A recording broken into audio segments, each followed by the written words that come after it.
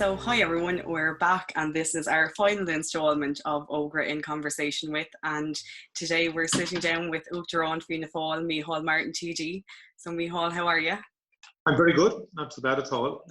In Leinster House, working in terms of engaging with lots of people over COVID-19, many different groups, third level sector in particular, small businesses, development forums, individuals, lots of issues arising from the lockdown itself, but also from reopening society and the economy.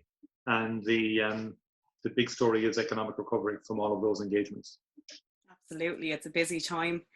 So, Micheál, I suppose you were first elected to Cork Corporation back in 1985, and then in 1987 you ran in your first general election.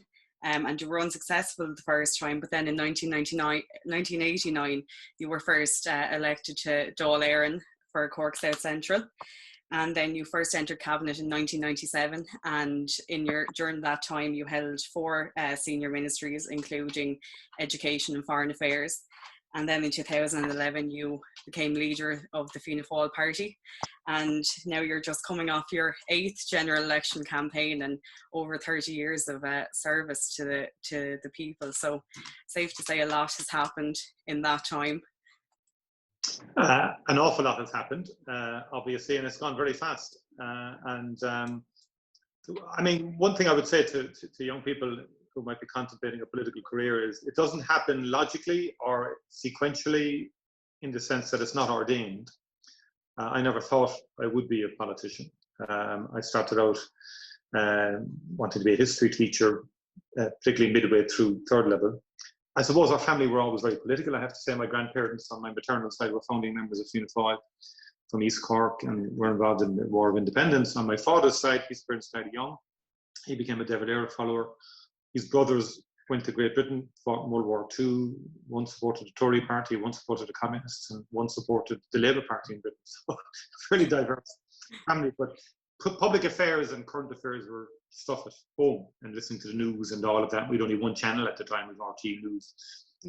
And in school, when I look back, I was involved in debating and fighting the corner in various classrooms. And one teacher, Mr. Lamb, gave me, I think, great education how to produce radio programs. So without knowing it, perhaps I was developing skills and learning how to, I did a program around the world in 15 minutes and all this kind of thing. And so just very quickly on 87 and 88, I didn't think I'd get elected in 1989. I lost in 87. I was still doing my master's degree. It was a long thesis. That time it was just pure thesis. It's going on for years. And I actually started working on the thesis again between 87 and 89 again, trying to get it finished and all of that. And Charles Haughey was Taoiseach at the time. There was a members vote last. It was a very successful minority government between 87 and 89. Polls were very good. He was urged to try and take advantage of the good polls, went to the country. People said, no, it's a grab for power, and lost seats. I got elected. And I ran thinking I would increase my first preference share. Because we had put a deposit on the house. We were engaged in 1989, due to get married in 1990. Mary was working in headquarters. She wasn't at all enthused about me running. Didn't think we could afford it. And I said, look, I need to keep my profile up.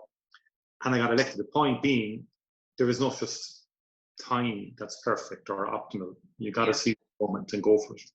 Absolutely. So I suppose just rolling back from that, what was your earliest political memory?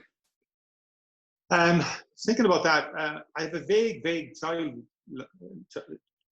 memory of, it must be the 1969 general election, or around that time. And I'm playing soccer in O'Connell Crescent in Turner's Cross. There's a bread van comes down and he has Back Jack stickers on it. Jack Lynch was the leader, Corkman, of course, and Fianna Fáil campaign did personalise him around Jack because he was a very popular individual, being an iconic sportsman. He was the only person to win 6 All-Irelands in a row, 5 hurling and 1 football. My father played football with him, very friendly with him. So that's the earliest memory. The real memory then was the 1977 election. I was 17 years of age. And that time, believe it or not, they still had mass rallies on the streets. And Jack Lynch was bringing to a conclusion the Fianna Fáil campaign in a major rally in Patrick Street. And my father took me in. with a granduncle who was over from England. He was my mother's uncle. And Jack gave his speech. I was very enthused. He sang the Banks of My Own Lovely Lea at the end of the rally. Yeah. Sort of taste of a political rally as such. And I was on the street park, and the big crowd there, And of course, that was just coming to the end of the era of mass political rallies. And in the 20s, 30s, 40s, 50s, the rallies were your social media. The rallies were the key election platform. If you look back in the old photographs, you'll see massive rallies in the 20s and 30s. Of course, the newspapers was the only means of communication. Radio, obviously, then later on. So the rallies hadn't died out. And I think 77 was perhaps the last one, arc anyway, of a mass rally on the streets. Brilliant. So I suppose then we know you were a member of the John O'Malley Common down in UCC. So you were in Ógra, like so many young people still are today. So I suppose, you had that experience and you were a member of the party. Did you know then that you absolutely wanted to run for election, or did it come later? Now, you were elected when you were quite young, but no, I didn't at all. I would have come from a background that notion of one of the family being a public representative was not on the agenda. I was forced to go to college from my family, so that was a big deal in itself. And the idea, I was interested in Fianna Fáil and politics, and studying history. There is a strong correlation between history and politics, and I did Irish and did English and archaeology in first year. Tell you, one of the first lessons I learned was from a bunch of engineers in UCC who decided to infiltrate. The Dun O'Malley Common had lay dormant. There was no common there when we came in 78, academic year. And so we tried to resurrect it, a group of us. The engineers infiltrated the first meeting and voted themselves into office. All of us were out of office for about a year of the Dun O'Malley Common. That happened. So it's very important to get to know. Some of them came to the ward. There was a brilliant youth conference in, I think it was the Ardnary in Waterford, actually. And I went along to that. That was fabulous. I really just had a great crack at that. And there was a very strong social dimension to over that time. The crack was my... that was really the first. And then we ran a very good common, if I say so. It was a controversial common. We did things.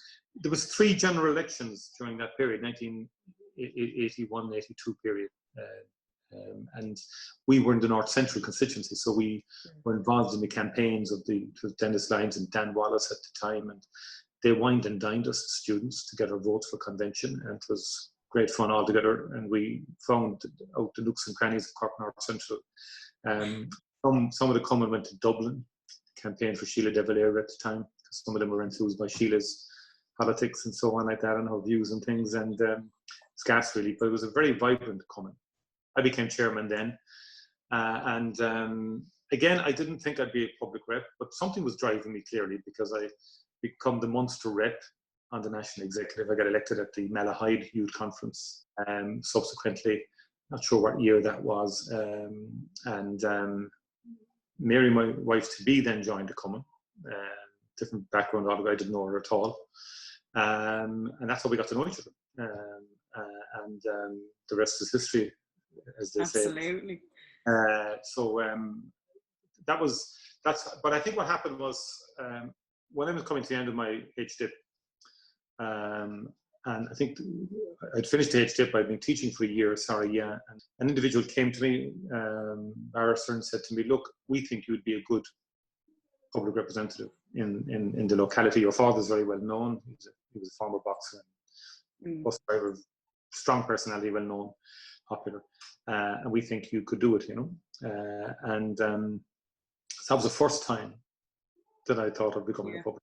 1983, probably 84 probably.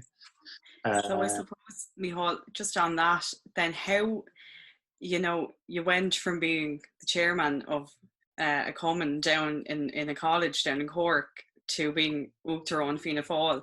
So I suppose, I know it's very hard to go through all of that, but how did you get from there to where you are now?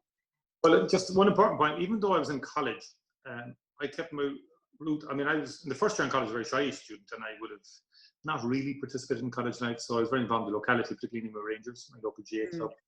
Myself and my twin brother were running the underage with a few other people at the club. We were on the management committee at the club, and it was a kind of home from home.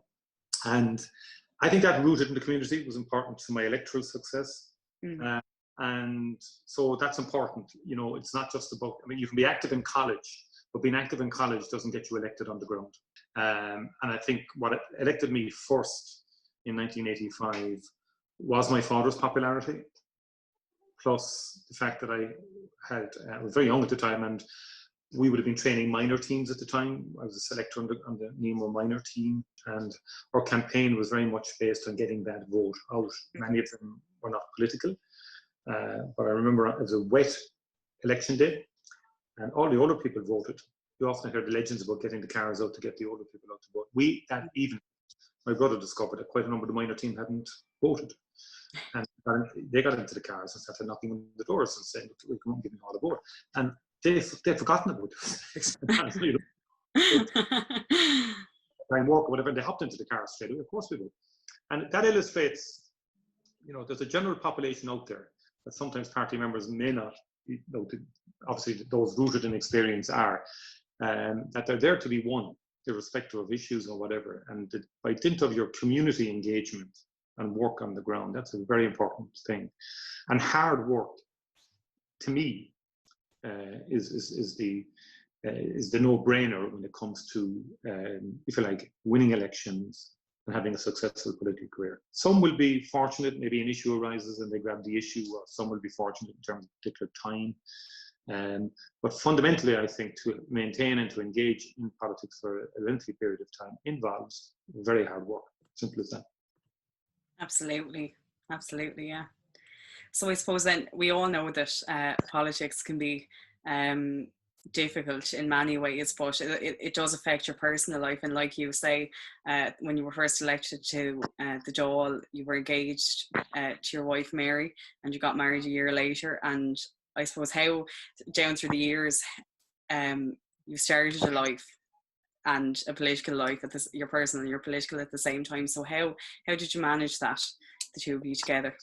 I think it was very difficult. Mary worked in headquarters. When she was recruited by Fianna Fáil, you know, at the time I was a nobody, be straight up about it, and Mary was asked, I think Frank Fahey would have asked her, because he saw her at work as a secretary of Fianna Fáil. She organised tours. She was a very effective secretary to Cumann in UCC. And out of that, she was interviewed and asked, would she become National Youth Officer? And as I say to myself, I think she had a very effective time as National Youth Officer. So she was in Dublin when I was elected in 1985. You know, and she would have heard about the campaign as such. It wasn't that it couldn't be involved in it, but she was helping the national campaign. So Mary understood politics, and Mary understood the demands of politics. And so that was the essence for us, and in many ways was the key to, if you like, as a married couple and as a partnership, that we could get through this. I think it must be very challenging if a person is not involved in it, you know, in politics, or doesn't understand the fact that, yeah, you have to be out at meetings, you know, nights. There's no such thing as day and night in politics. It all flows in. And Mary would still be looking out for things locally in the constituency. And she has a phenomenal memory. She would be better at connecting and networking families, who's who, all of that. And is very conscientious, so wants to see, you know, was that person dealt with last week that came in? Did you make the phone call? And you need to make that call, and so on like that. So it's very much been a team-based approach and a partnership approach. When the kids came along, you get more jealous of your time, and you know, you do have some regrets. My clinics on a Saturday would go to 6 o'clock.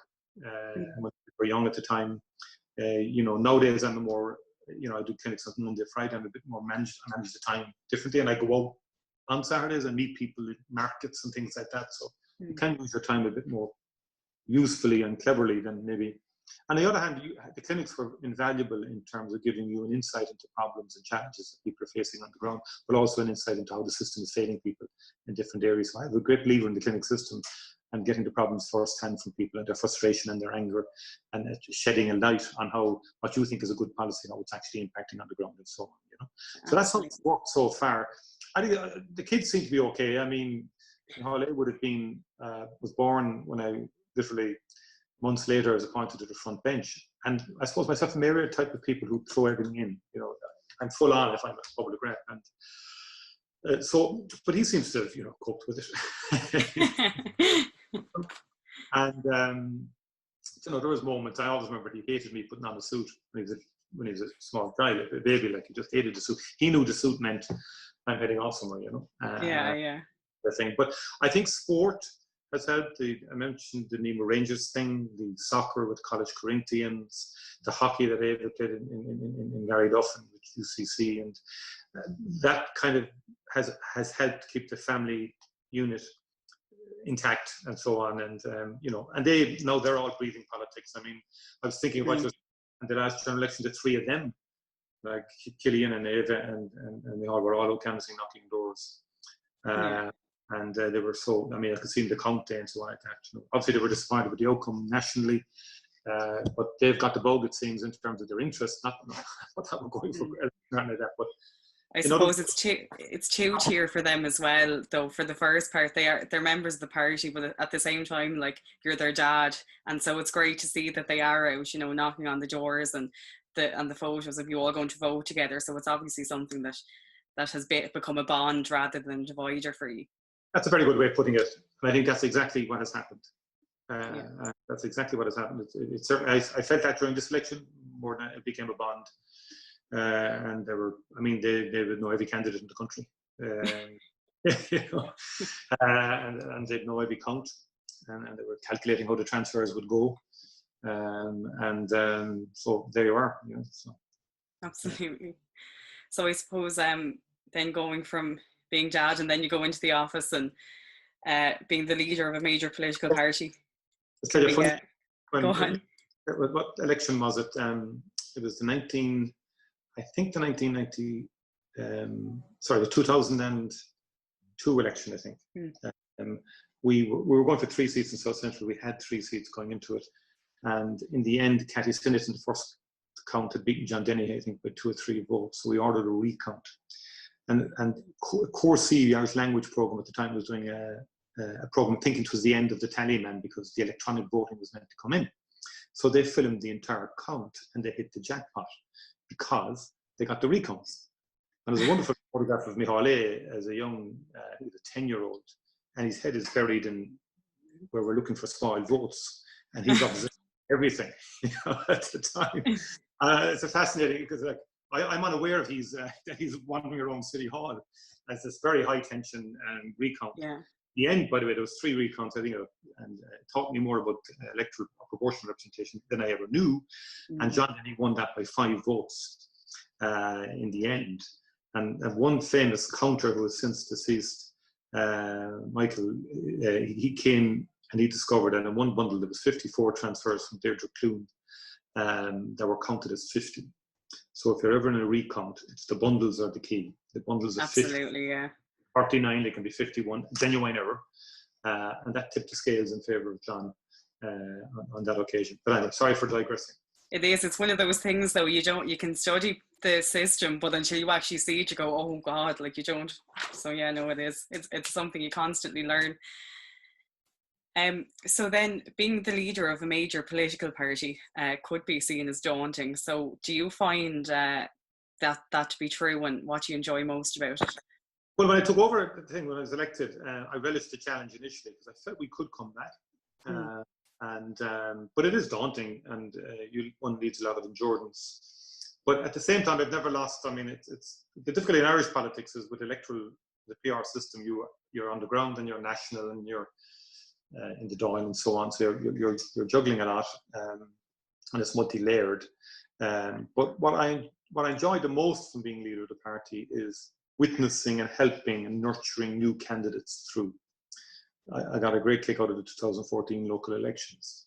And it's interesting, in the subsequent general election of the 24 elected, we won 24 new seats in 2016. I don't think any party has done that in a long time, since the 20s or 30s, but 22 of them were councillors. Some had been there before 2014, but quite a number of them were people we had nurtured in the 2014 election. You know, Mary Butler, Lisa Chambers, and they came through very fast. I mean, normally, ordinarily to get elected to Dáil 2 years after you're elected to local election is not easy. But that kind of thing gives me a lot of pleasure. And again, then getting ready for last year's local elections, I like the idea. I like literally spotting the talent and saying, look, this person can go there, can get there. And if we give them the supports, and what people may not realize today, and Ógra members may not realize, because you're now used to a certain level of support since headquarters to candidates in terms of leaflets, and we have a central printing facility, which we never had before, central design facility. All that came out of the 211 reflections that the party had lacked a national brand in terms of design and everything like that. So we give a lot more support. And the reason was because young people getting into too expensive for them, and it's difficult for them to get in. And we wanted to ease that sense of you need a lot of money to go into politics. Well, actually, you don't. For local politics, you don't actually. And headquarters is there to support you. And some people will try and dissuade you because they might think you're a threat to them, or they might think that you're too good. And that's a factor in either one. I'm going to call a spade a spade. So we've witnessed people being dissuaded as well. We've witnessed people being put for ulterior motives. And that's annoying. And it's difficult in the modern era to get people into politics, because for young people it can be, if you want to progress a career in the financial world or in industry, those industries are not that politics friendly. And I said this to the employers and chambers of commerce, that you need to understand and value democracy, and you need to encourage your workforce, if they're interested in going into politics, to facilitate it. And so we're there to help and support and nurture candidates to come through. And it's wonderful to witness new candidates. Louth last year, we had some very good young new candidates coming through in the local elections. That's the essence of the future of the party. And I got particular pleasure out of last year's local elections, because that was 2 successful local elections in a row where we added new people in addition to the people we already had. Absolutely.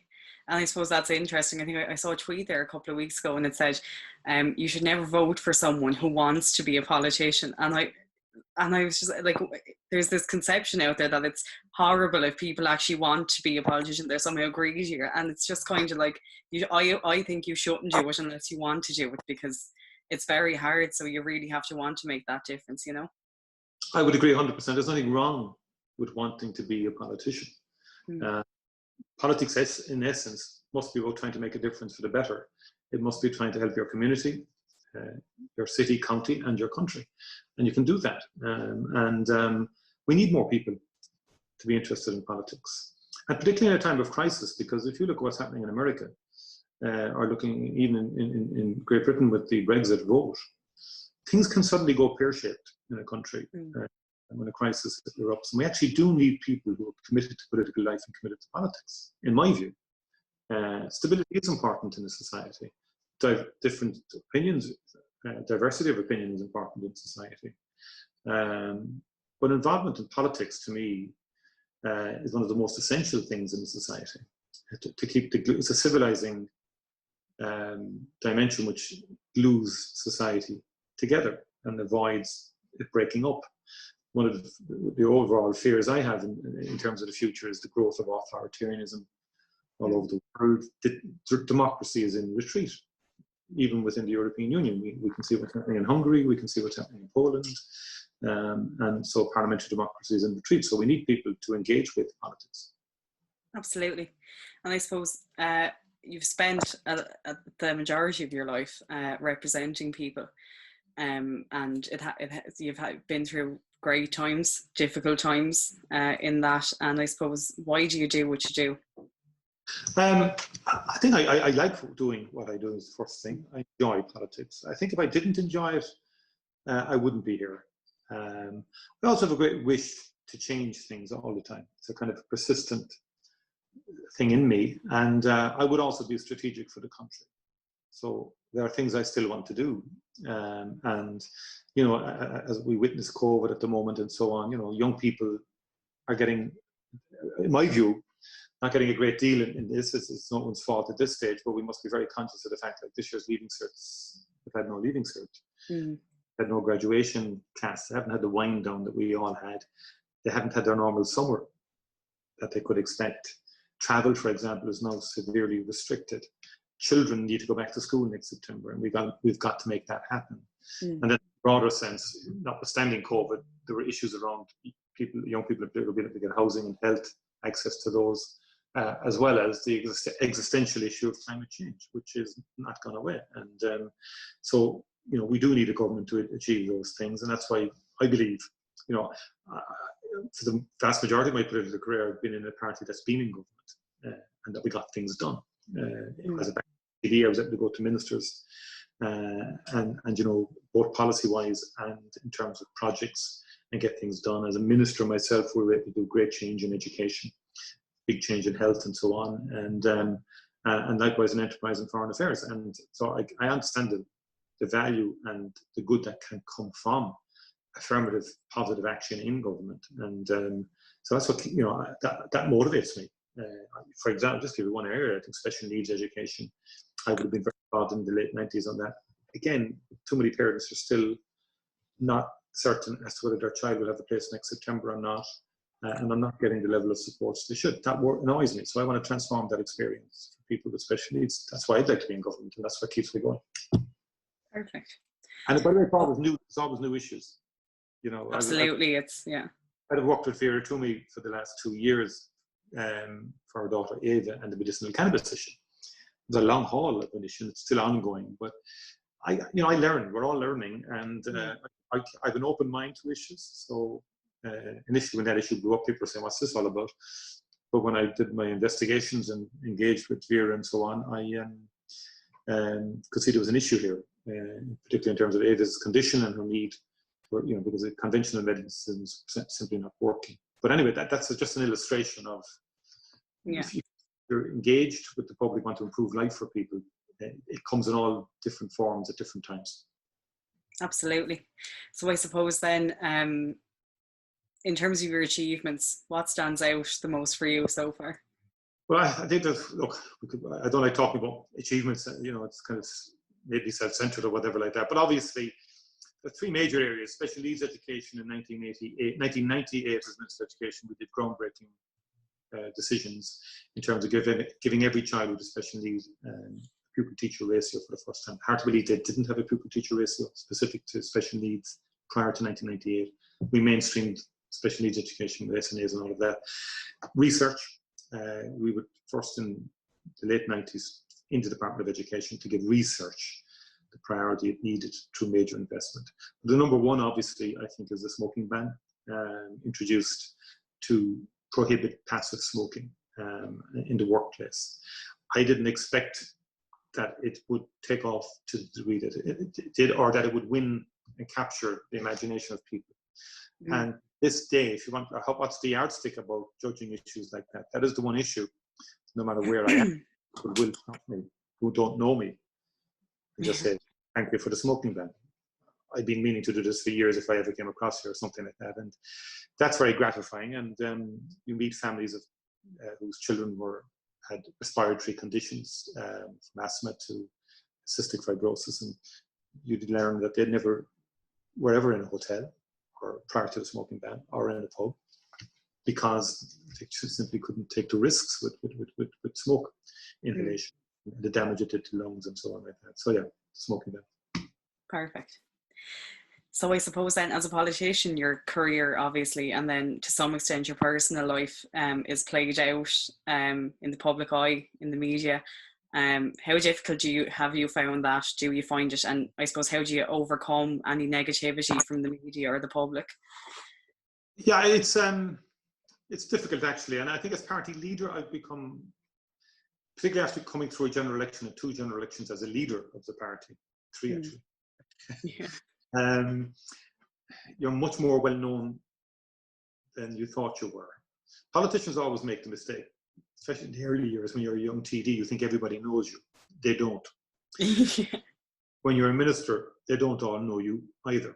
And my wife Mary worked in adult education in her early years. When she left the Fianna Fáil headquarters, she worked in UCC, lecturing and stuff like that. But she would always come home saying, 50% of the class today didn't know who their TDs were in Cork North Central. There's a reality check for you now, thinking that they all know who. We in politics think everybody is eating, breathing politics every day. They are not. So, but I noticed since I became party leader, in any county I'm in, there's instant kind of recognition. But that's fine. I mean, that's positive in one sense. But for the family, as they get older, yeah, we've been very keen to try and protect the children the whole way up. And to be fair, the media have been very fair. I think in Ireland anyway, we've had that sense of certain boundaries, and media respect that. We've been very clear, myself and Mary, that we didn't want to put them front and centre. Obviously, in latter years, they came out to vote with us. I think, once we can keep that demarcation line. Absolutely.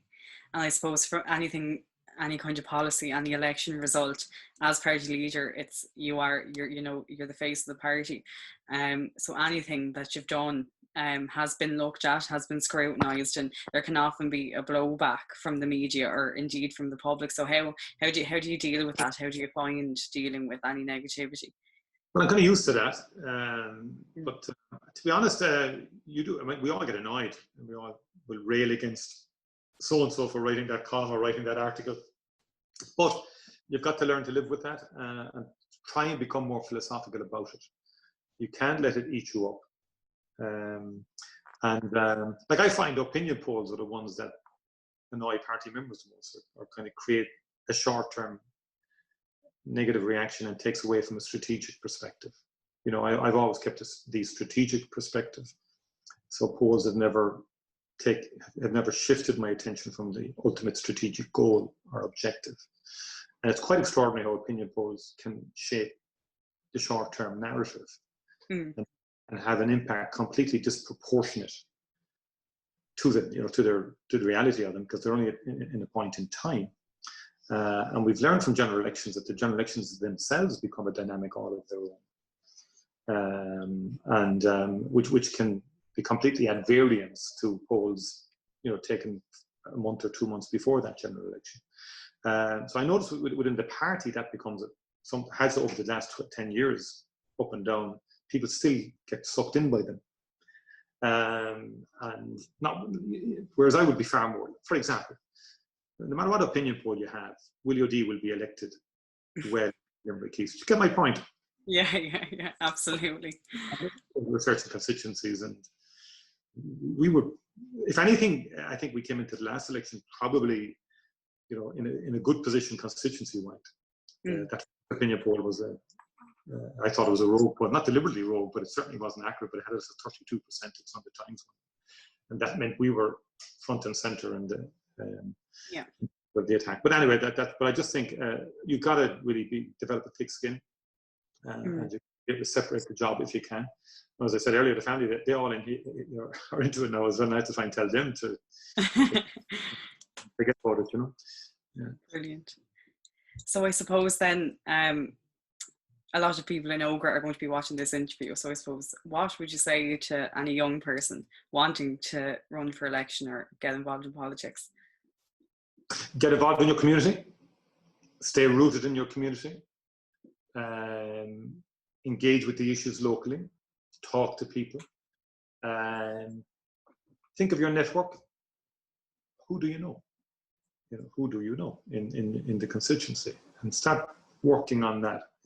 To me, I'd say a simple thing. At one level, it's easy to get elected with hard work, networking, understanding what the target is, objective in terms of how many votes you need. At another level, it's difficult. I mean, it's like winning a championship in sport, or winning a competition in sport. It's a long haul at one level, but the guidelines are there. You've got to train hard. Every team knows that. You've got to put in the miles in the winter before you win in the summer championship, and you've got to give it everything you've got. But if you understand that and you're prepared to do the hard work, because hard work intellectually isn't challenging in one way, but and then you need to work out the issues, and people need to know, why do you want to be elected to the city council? Why do you want to be elected? What do you want to do? Have that clear in your mind, what you want to do. Policy-wise, how you'd like the city to change, how you'd like your county to change, initiatives in towns and so on like that. So you need to prepare. You can't rock up 3 months before a convention and say, I want to be a councillor. And I think you need to be rooted in the community, and join your community associations, join your sporting clubs, and knock on doors. Like, we will be appointing, when this all settles down, area representatives again. That was a very good thing I think we did before 2014. Absolutely, yeah. Sometimes the organisation then got jealous about it and got possessive, honest about it. God comes and say, who's the leader to be appointing someone in this area? So we need to relax about all of that. If we have people not those on behalf of Fianna Fáil as community activists, how bad? It doesn't mean you're going to be automatically a candidate for the local elections. Yeah. But the dimension of activism within the party, knocking on doors, identifying the problems in an estate, in a community, and then acting on those, that's what ultimately builds up your base to get elected. Absolutely, yeah. And I suppose when you talk about knocking on doors there, you've been doing it for far longer certainly than I have, or most members have. So we all have those nice kind of stories from the canvas trail. So was there anyone in particular that kind of springs to mind? A lovely encounter I had in, I think it was 2012, 13, when things were a low ebb. And as you know, I was out canvassing with, I think it was with Paul McAuliffe that night, and Paul was going for council and things like that, and we're building up the base, literally. I was doing a hell of a lot of door knocking that time. I remember being brought into a house, into the kitchen. I keep saying to candidates, if you're brought into the kitchen, go in, because you really have that family subsequently. But the husband said to the wife, you tell him. And I was like a priest, and they were like confessing to me. And she said, Mr. Martin, it's great to see you. It's in Dublin, Northwest, I think. We have a confession to make. We didn't vote. We voted Fianna Fáil all our lives, but we didn't vote for you in the last occasion. But we're going to vote for you now, from now on again. And like, I kind of absolved them of their sins. I remember coming out and saying to the gang, we're back. Brilliant. And I suppose we're 101 days now after the general election. And I think for me, for all of us, it was a long campaign. It was one of those things that, you know, it's coming, but then it was just lumped on everyone. But an incredible image from that for me was the photo of you finishing out the campaign at the house you grew up in Cork. Yeah. And I suppose for me, it just kind of epitomised the kind of country that we live in, and that you're not defined by where you come from or how much your parents make or anything like that. And you can become the leader of a major political party. You can do whatever you want to do. So I suppose for you, can you talk to us about what that moment was like for you, going back to where it began, essentially? Yeah, it was a very emotional moment, because I'm very fond of Turner's Cross. And that particular street, we would have played soccer there and all the rest of it. And you know, my parents were humble people, but to them, they were the reason I am where I am. I mean, they just wanted us to have an education. That was their passion. And in many ways, they represented that kind of aspiring working class that Fianna Fáil gave their opportunity to. And the O'Malley Free Education Initiative, unknown to everyone, I suppose, at the time, or, you know, when you look back on it, they spawned a whole new generation of people like myself, who was a secondary school founded in the late 60s in Turner's Cross, College Free Street, great school, part of O'Malley's free second level education scheme. We seamlessly go in there. The Presentation Brothers were founded at school. The locals put a few bob into it. We get our education. The world is opening up in the 60s and early 70s. And that, to me, is one of the great legacies that Fianna Fáil bestowed upon the country. And it was the engine for the subsequent economic development. So my father was a bus driver.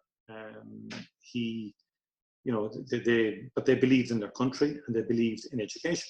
And so, it was a nice moment. My sister lives there, still in that house. And my office is up the road on Evergreen Road at Turner's Cross. So I have a strong emotional affinity with the parish. And of course, Nima Rangers Club is of the parish. You know, my mother was born, reared, and died in the parish. My father was an architect. So yeah, it's close. It's part of my very being, really. You know? Absolutely, yeah. No, I thought it was really nice, and fair play to you for sharing it as well, because, you know, it's hard, like you say, it's hard to put that divide between the political and the personal, but it's nice to see those moments and for its voters to see that as well. Yeah, I mean, and we had great times there, by the way, and it was. I often think of the '60s when I was born in '60, and if you ever read Roddy Doyle's Paddy Clark Ha Ha Ha, which is it's a version of Dublin suburban life or urban life in the probably '70s, early '70s, late '60s, we had a carbon copy experience in that part of the world. Lots of children, probably not as much traffic. On average, 5 kids a house, maybe 9 kids a house. Think about it. It's so differently now to today, and everybody depending on each other. And it was a different society at the time, but it was a very close-knit society. And it's interesting, sport being the glue again in a society like that, and that kind of knitted everybody together. Absolutely. So I suppose then you're in, obviously government formation negotiations are ongoing. The COVID crisis, there's a lot going on at the minute. So I'm sure spare time is not easy to come by, but when you do, what do you do to relax? Like, I think I heard through the grapevine you've been catching up on Normal People, so. Yeah, great show. Great show. Great acting, and great story. I'm doing a lot more reading since COVID, because we're not out every night, we don't have dinners to go to, dinner dances and all the rest of it. So doing a lot more reading and walking, but doing a lot of talking as well. Zoom is a new feature of ours, and we're meeting a lot of delegations and groups and so on like that through Zoom, and having representations made in relation to their issues and their concerns about the future. So it's a very difficult time for many people out there, and people are worried about the next number of months and the next year in terms of their enterprises, in terms of their jobs, and in terms of their health. So it really is a time for politicians, in my view, to do what's right by the country, and we have very significant challenges ahead of us, and I think we have to. I remember Brian Cowan saying to a number of party members in 2010, 2011, people wanted him to go and have an election, and he said, "Look, this isn't about the party; it's about the country." And that's ultimately what politics is about. I just got the sense, even from yesterday, I had a lot of Zoom calls with different sectors of society and the economy, and they're worried, and there's lots and lots of challenges coming down. We can't shirk those challenges, in my view. Absolutely, no, you're absolutely right. So now that's the end of the hard, in-depth questions, you'll be happy to know. So we just have our quick fire questions now. So I hope you're ready for those. I think I am, yeah. Okay, so Micheál, Barry's or Lyons tea? Oh, Barry's tea, yeah. I think you have to say that legally if you're from Cork. Green tea man as well, Well, that's a fair point as well. A politician from another party that you admire? Not just because of the moment, but Eamon Ryan. Very good. Your favourite place, and you cannot say Cork? Cork-Aguina, the Dingle Peninsula. When I mentioned Klaus Priestley earlier, they sent us down there as first years, 100 of us, to spend a month there learning Irish, and a great little Chris Free created. Seamus Langford, a great teacher. I just fell in love with the place, from Ventry to Clonsleva to Troina, right across the Fianna, back out to Dingle. It's a magical place. Brilliant. And then if you were going to try and make someone laugh, how would you go about that? I actually used to be a very good imitator, and then in school I could take off most of the teachers in the second level school. So if we had a free class or anything, I'd go up to the top of the class and I would take off the teachers and imitate them, and people enjoy that. How did that go down? Well, actually, one teacher one time spotted it and did nothing, just watched in fascination. And he wasn't the teacher in the class, it was a free class, and he just wandered off. We were out in the prefab in the yard, and he just said to another teacher, "There's a great spirit in that class. Leave them alone." A good educator. Yeah. And what do you think of the impressions that are done of you, Mario Rosenstock, and a couple of the others? He's good on me.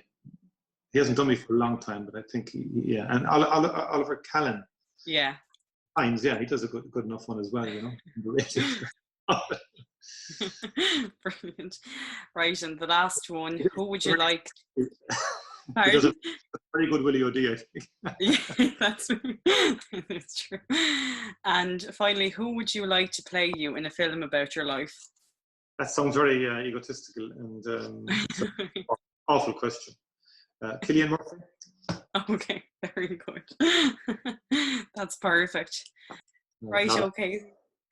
Thanks. So that has been Micheál Martin in our Ógra conversation with. So thank you very much for taking the time to sit down, and we will see you soon when the restrictions are lifted. Absolutely, Darja. Take care.